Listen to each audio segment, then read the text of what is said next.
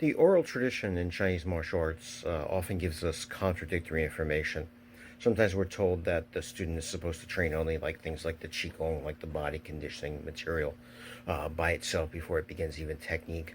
Sometimes we're taught things like the solo standing positions are what you do only by yourself. But I think in real life, even in the old days, people started off with things, like I said, which were stationary drills.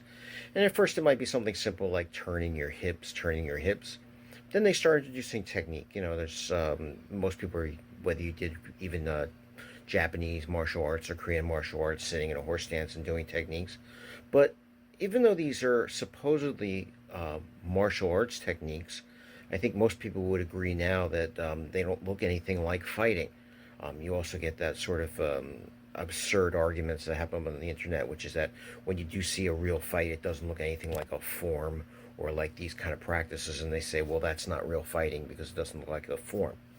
So let's ask ourselves what's really going on here.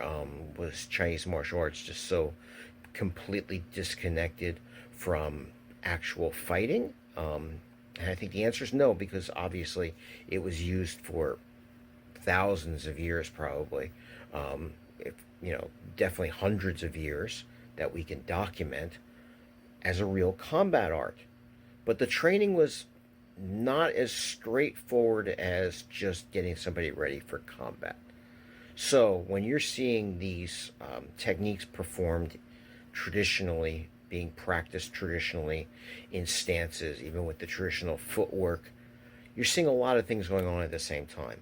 First and foremost is the body awareness, teaching you body awareness.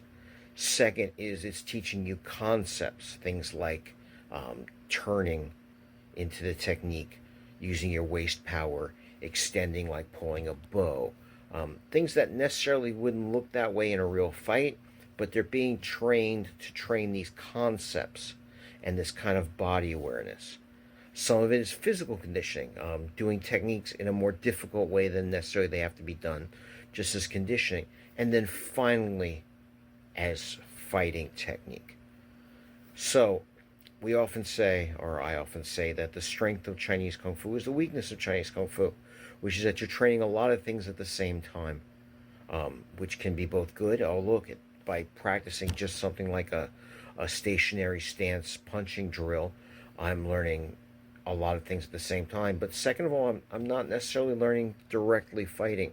Not the same as if, for example, I walked into a Thai boxing class and they showed me a stance and they showed me a punch, and the stance and the punch is exactly like it is in the fight.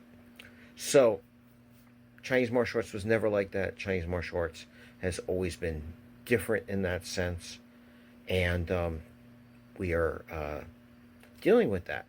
And like I said, when I teach these days, I teach somewhat differently, but that's the explanation.